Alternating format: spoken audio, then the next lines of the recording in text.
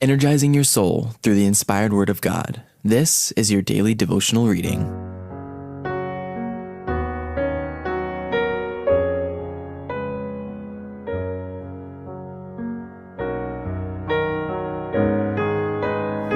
Our High Calling, a devotional by Ellen White, July 11th.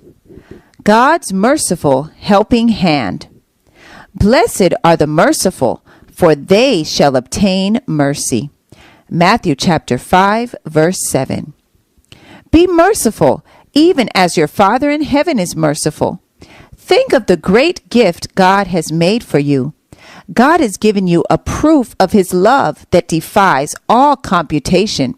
We have no line with which to measure it, no standard with which to compare it. God invites you to let your gratitude flow forth in gifts and offerings. He calls upon you to be His merciful helping hand. Can you refuse the request of one who has done so much for you?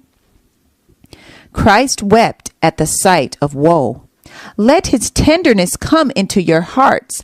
Practice self-denial that you may have wherewith to relieve the sufferings of God's children. The Lord saw that it was essential for us to be surrounded with the poor, who in their helplessness and need would lay claim to our ministration.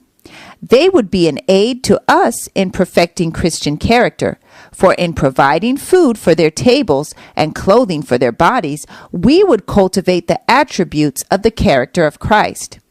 If we had not the poor among us, we would lose much, for in order to perfect Christian character, we must deny self.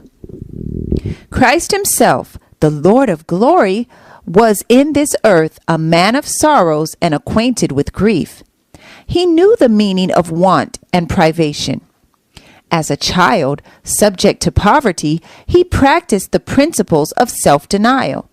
He came to help fallen, needy humanity, and He expects His followers to whom He has entrusted means to bind about their own supposed wants and to be liberal in relieving the necessities of others.